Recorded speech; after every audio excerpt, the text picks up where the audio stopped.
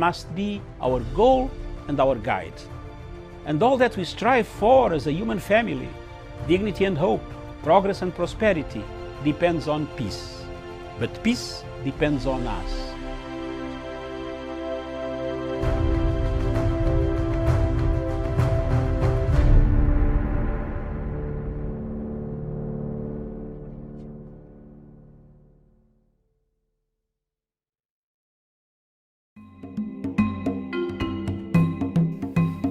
Fellow Africans,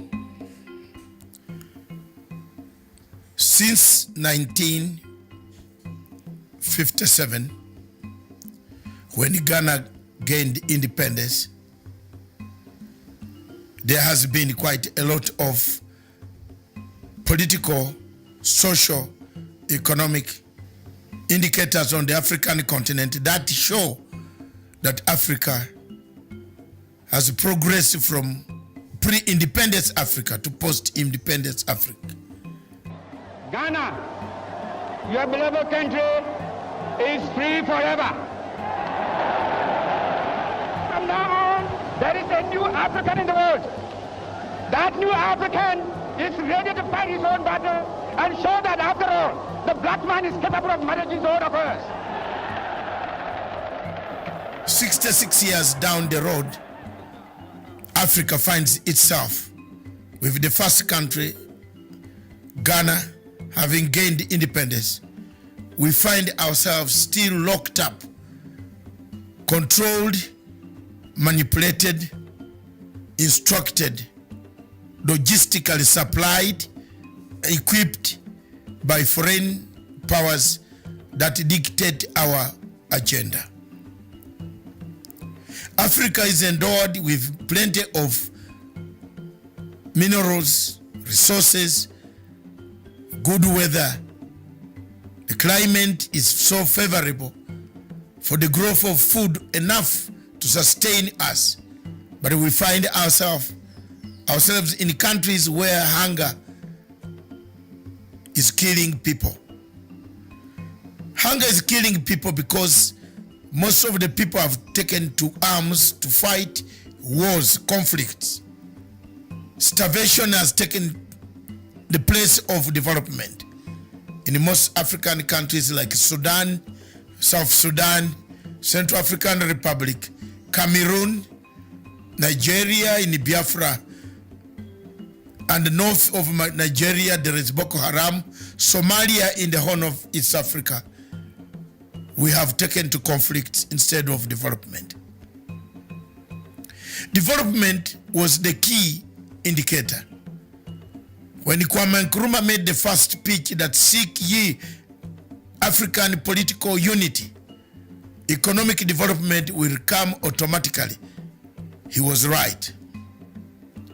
The events happening in Libya today vindicates Nkrumah, vindicates Nyerere, Sekou Toure, and Nasser, the founding fathers of our Pan-Africanism. The events happening in Central African Republic, in Congo, today as the war of rebels ranges on between the rebel and the rebels and the government and the government, and the rebels vindicates the founding fathers of this revolution. Our independence, therefore, was only on paper. Our independence, therefore, was only symbols. Our independence also was in signs. Our independence also was in boundaries. That we received our flags, but we never received full independence as by the word independence. Most of the 3/4 of African countries, French-speaking countries, have their budgets being done in Paris. Is that independence? The Paris government or the French government does its budgets based on how much they will get from African countries. Is that independence? Is this the Africa that you want? Is it the Africa that we must look at Is this the Africa that we shall leave for the future generation? If the answer to you is yes, then so be it. But if the answer is no, you agree with me that this is not the Africa we want to leave for the future generation. Our generations and the future generation need to find a legacy. What is the legacy that Africa and African Union will leave for the future generation? The wars ranging in Libya, in South Sudan, in Khartoum, in Mogadishu, in DRC Congo, in Amazonia, in Cameroon, Boko Haram, Mali, in Mauritania, the uprisings in Algeria, all point to one thing, that yes, we are not yet independent. We are still controlled by external forces. Thank you.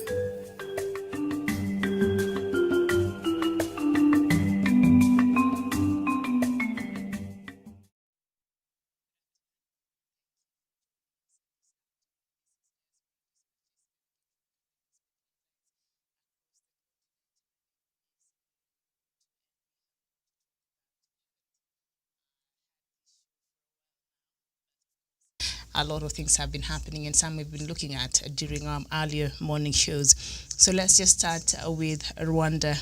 And a court in Rwanda's capital, Kigali, has sentenced a former head of President Paul Kagame's security unit to 3 years in prison for stealing a mobile phone.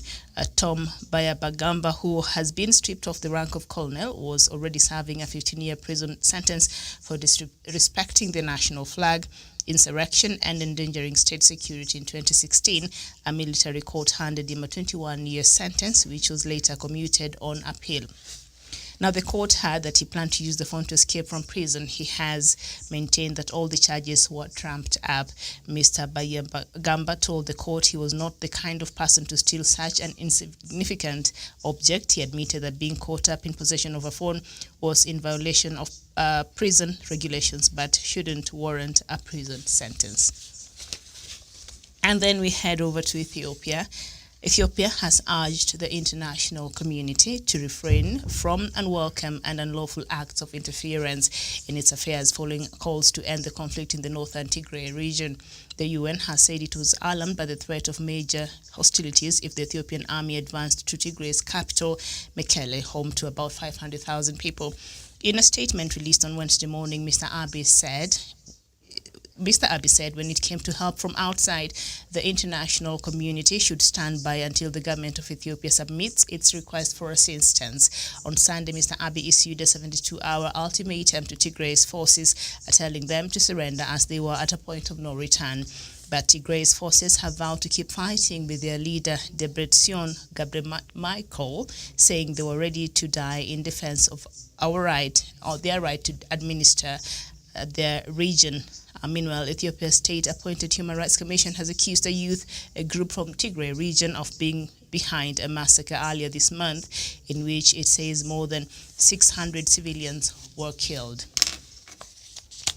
And then we cross over to Somalia, and the United Nations Humanitarian Agency says 42,000 people have been displaced in Somalia by the tropical cyclone Gati.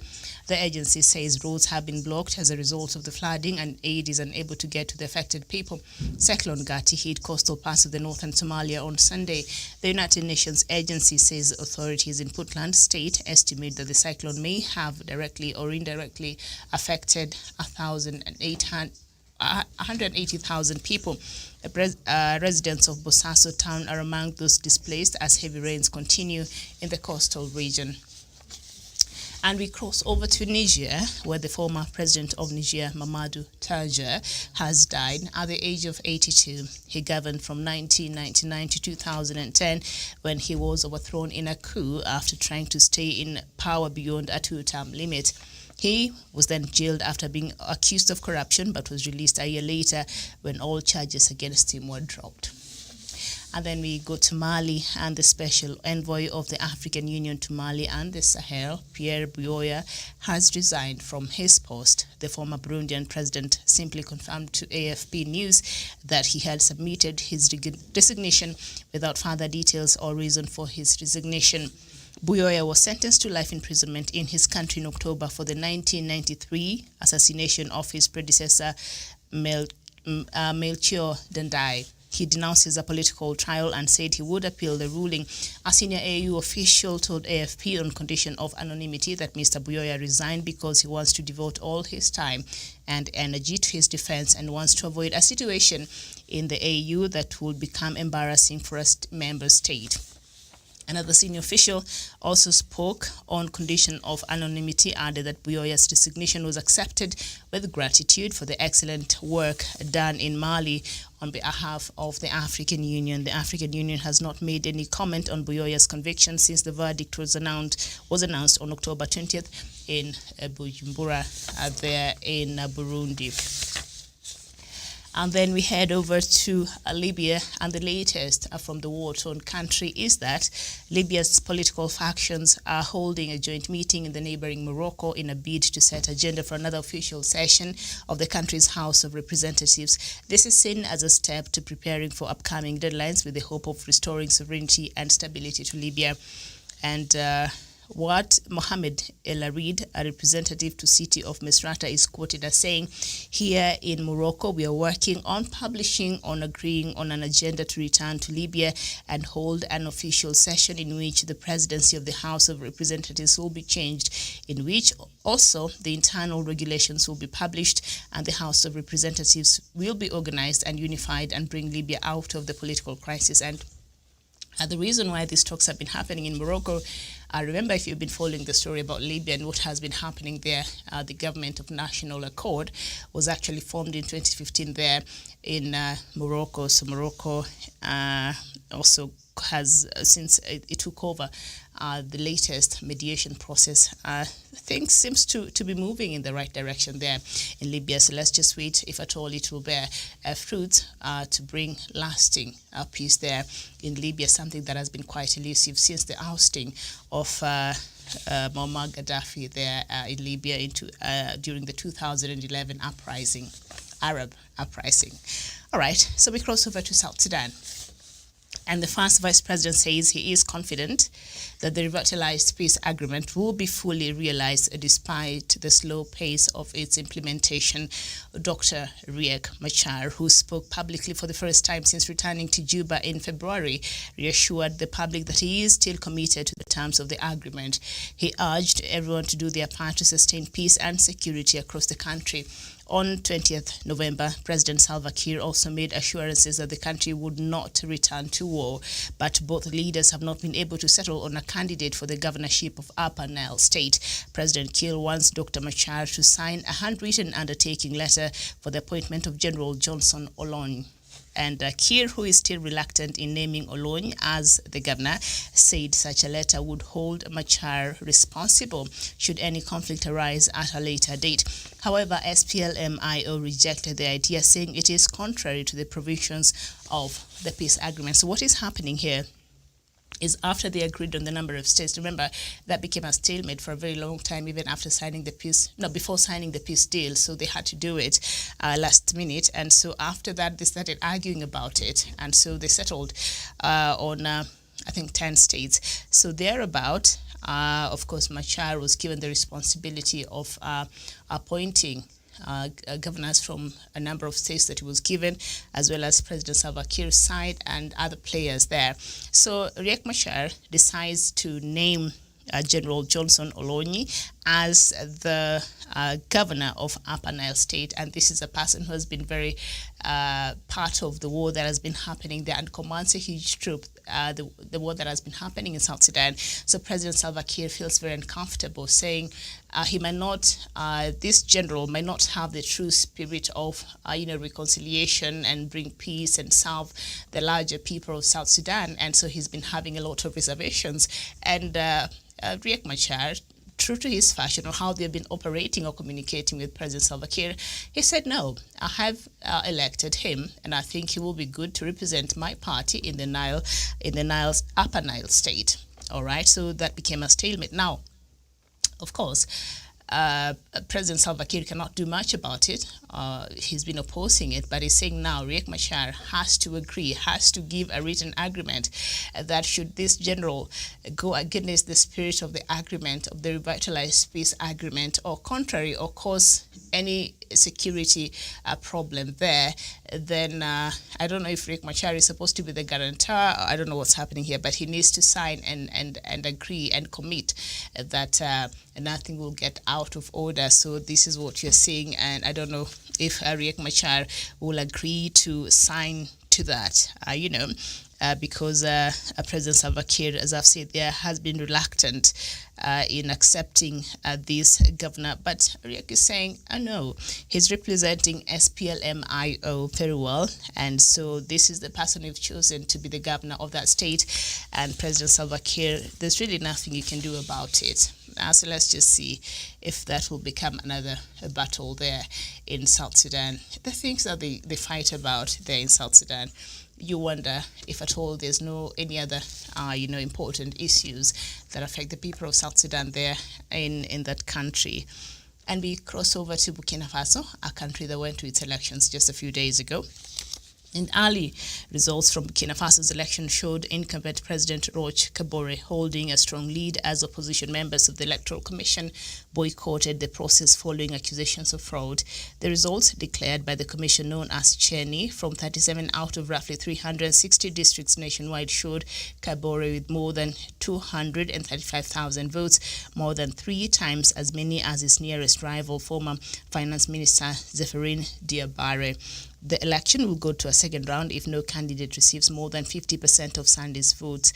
The CHENI on Tuesday resumed announcing results district by district after more than 24-hour pause caused by opposition objections.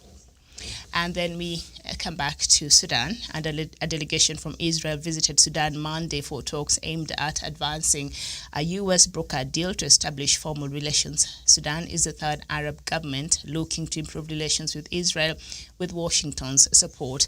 Israel said it sent its official delegation to Sudan to firm up the U.S.-backed normalization deal.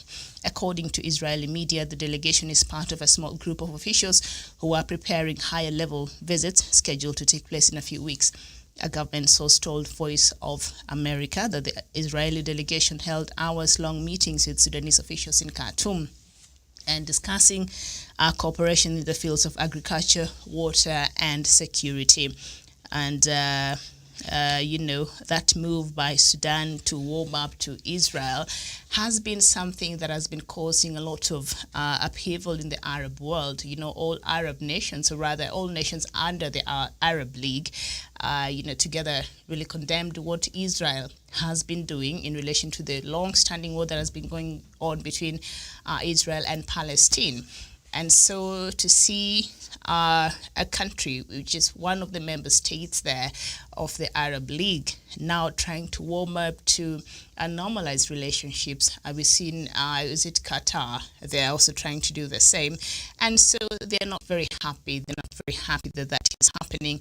But Sudan has really suffered being under years of sanctions. Remember, Sudan has been under the list of countries blacklisted as one of the countries that support terrorism. Sudan and among other countries like Iran and others across the world. And such sanctions really have a lot of economic impact and other developmental impact in a country. So Sudan has really suffered due to such sanctions. So immediately the new administration came into power under the leadership now of Prime Minister Abdallah Hamdok. They've been trying to normalize and create new ties, especially in the Western world. And we know, even right now, there has been talks of surrendering the former president to ICC, which I doubt will happen. But I think that has been one of the key things that Sudan, the rest of especially the Western world, there has been demanding as perhaps one of the key things. Should they meet that, then some of these sanctions has been removed. But also something else that also was a problem U.S. had demanded that Sudan pay the victims of the 1998 bombings in the U.S. and Tanzania. In Kenya, in Nairobi, remember, we lost, that was our first experience with terrorism here in the country in 1998, and in the U.S. Embassy here in Nairobi and also in Tanzania. So bombs went off at the same time, and a lot of lives were lost, especially here in Kenya. And so of course, Al-Qaeda leader Osama bin Laden, and I watched that documentary some times back, and you see the web of activities and how it was meticulously, planned and all of that. But even before that, Sudan, they had discovered that it was hosting in the early 90s Osama bin Laden, and he was the one responsible for planning and help execution and some of the terror attack that we had in our country here in 1998 together with Tanzania. And so Sudan has been on that list. So what the US had said, for us to really be moving that list, is you pay the victims of that attack. So Sudan committed in paying a lot of money, over 300 million US dollars, which we know Sudan cannot really afford right now. Its financial was run into a lot of years due to the sanctions that were meted upon it, but it committed, at least it showed the will that, it wants to normalize relationship, because this isolation has not been working very well for the Sudanese. And so they want to normalize the relationship. So after they did that, we saw that announcement by President Trump just a few days before the election, a few weeks before the election. And he said, Sudan has committed. So once they're able to pay that or work out a plan on how to pay that, then we will remove Sudan from, we'll lift some of these sanctions. And true to his word, President Trump kept his word. He was able to do that for Sudan. So perhaps those could be one of the things that President Trump will be said was able to do during his last days there as president of the free world. I don't know, every time we say free world, it's quite interesting, because a lot of people even there in what they term as free world are still trying to fight for their space to exist in that free world. Isn't it amazing?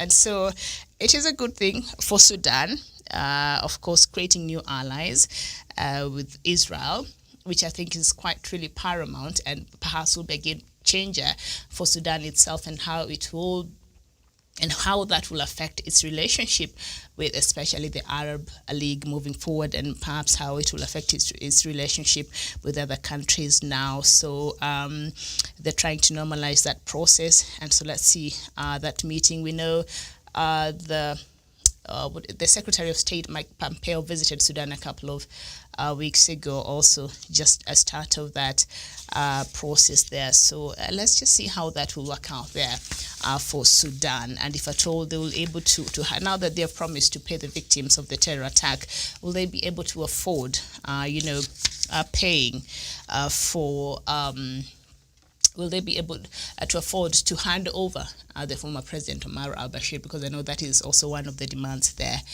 by the international community. Omar al-Bashir has a warrant of arrest over his head that was issued a couple of years ago, and yes, they've been wanting him at the International Criminal Court, and he's not been able to go there, and he's in jail right now. He was jailed found guilty of money laundering and corruption. And he's also going through a trial of other charges. All right, so we go to Nigeria. And the Minister of Information and Culture, Lai Mohammed, has accused CNN of desperation over its second report on the Lekki Toll Plaza shootings that happened on October 20th. The minister said this on NTA on Wednesday. Now, The Punch, which is one of the leading newspapers there in Nigeria, said reports that CNN had on Tuesday released a second investigative report on the shootings at Lekki Toll Plaza during the hashtag #EndSARS protest amid threats of sanction from the federal government. But the minister faulted CNN's report, saying it lacked credible sources. When asked about the second CNN's report, Mohammed said, and I'll quote him, it shows that they, CNN, are desperate. The so-called recent development has been seen before. There is nothing new. If there is anything new, it is contradiction of CNN's position. He continues to say from that interview, what we are asking CNN is that where is your evidence? The military has been consistent. CNN contravenes the basic principles of journalism, fairness and balance. And then still continues to say, they did the story without contracting the federal government for its own side. They rallied on second and third parties' narratives. The CNN were caught spreading fake news, and they are trying to escape. And now, after that response, this is what the leader of IPOB, Nnamdi Kanu, tweeted, and I'll just quote his tweet. And Nnamdi Kanu, the leader of the indigenous people of Biafra, tweeted, after getting the global community and CNN to spotlight on hashtag Lekki and then, or is it Obibo or Obigbo? I'm not sure. And at HQ, Nigerian Army is now Headquarters, Nigerian Army is now secretly removing innocent hashtag Jews from Biafra land to its dungeons in the Islamic North.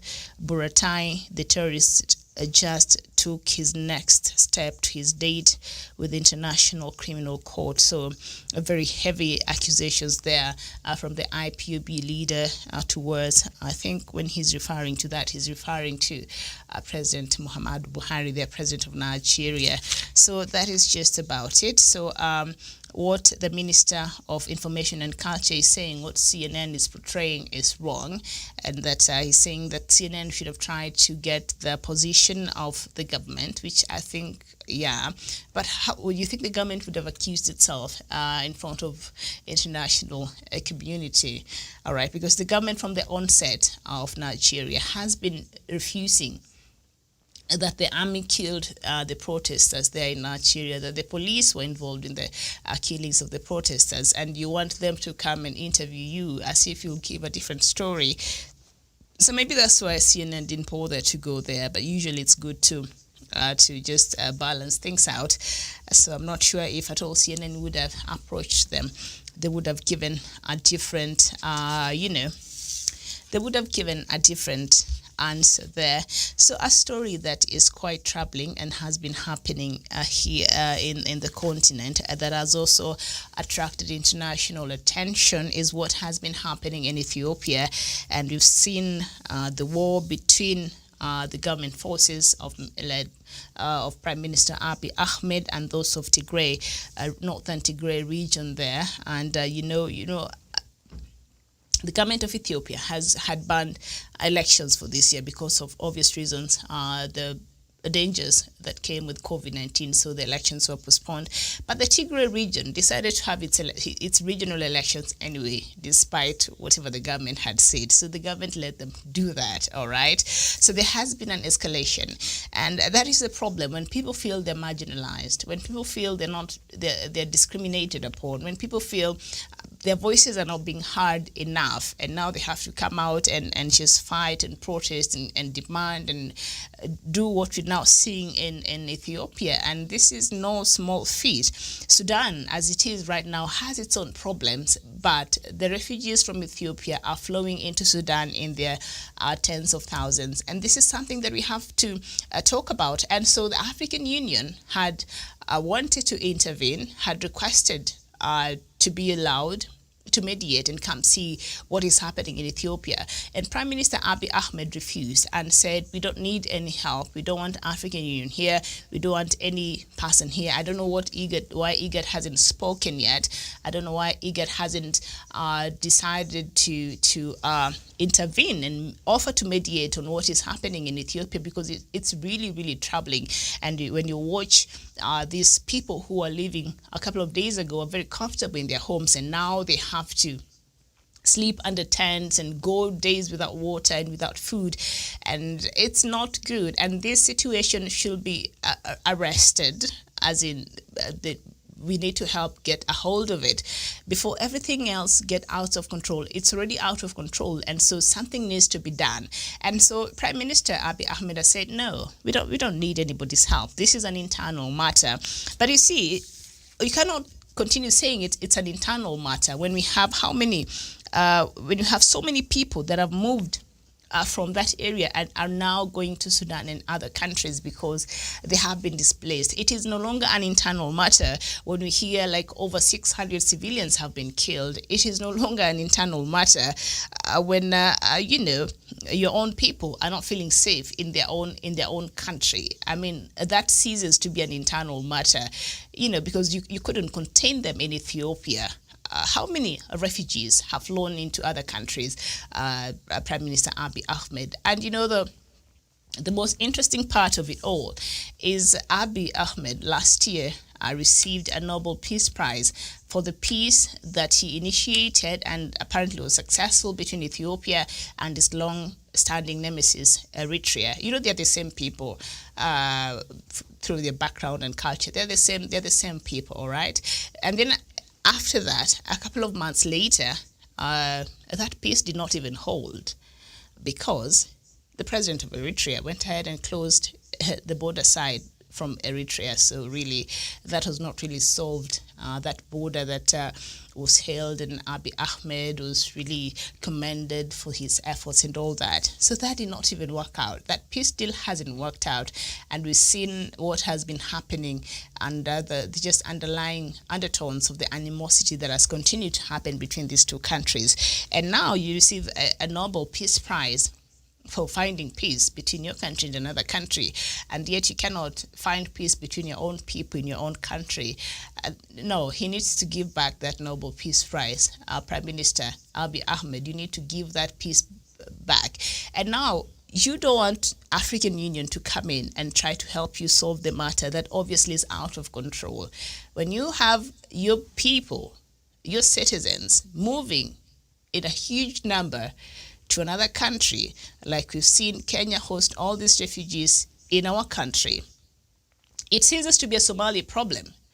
It ceases to be a South Sudan problem. Now we have to come in to intervene, because if that conflict continues to escalate, we take on the burden of hosting these people, which I think is a good thing. But if we are able to stop it before it goes out of hand, then that will be good for the whole region. So I think AU should intervene.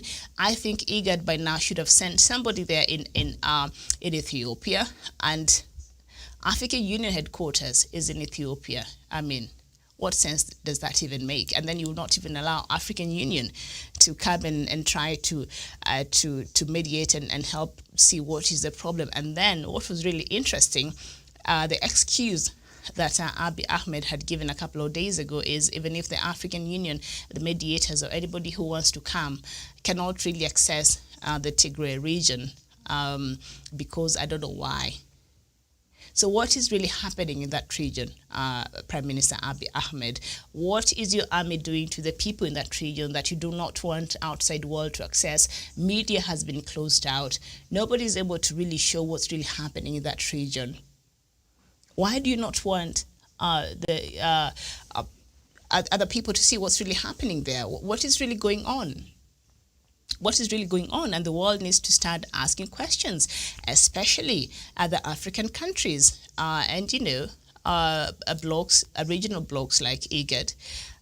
We need to start asking these questions before it gets completely out of hand. It is out of hand right now, but I think it's not too late. Something can be done. And Abiy Ahmed, of course, now he said, if I need your help, then I'll come for it. So we will submit our request. That is what he said.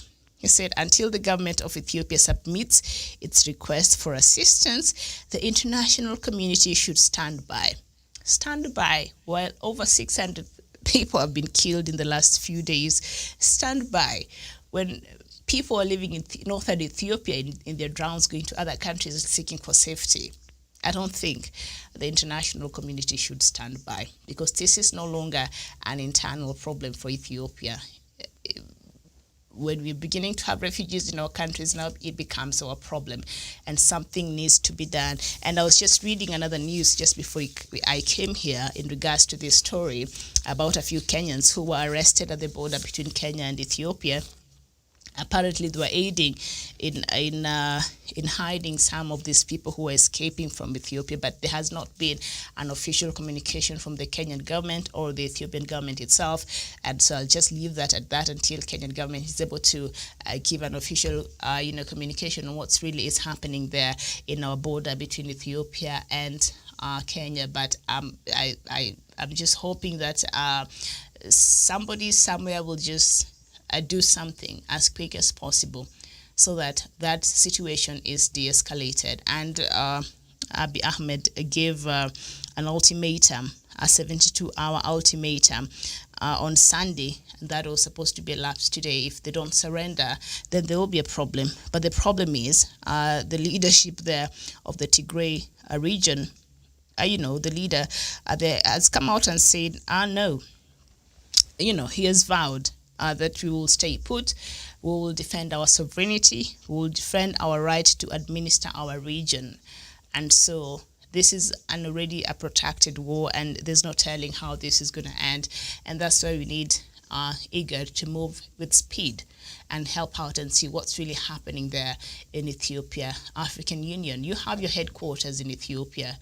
I mean, you need to keep trying and see if you could get a way to mediate before things are completely out of hand. They are out of hand, but I don't think it's too late. All right. So thank you so much. Thank you for your time. This has been Diaspora Dispatches. My name is Miriam Bogutu. A very good afternoon to you.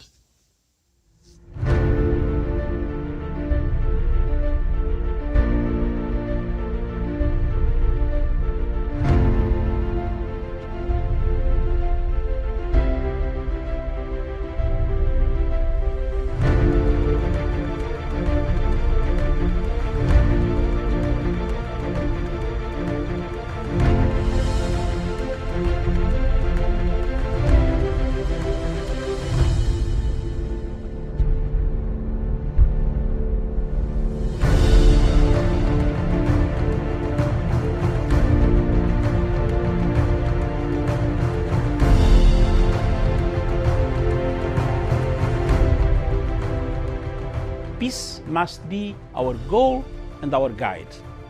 And all that we strive for as a human family, dignity and hope, progress and prosperity, depends on peace.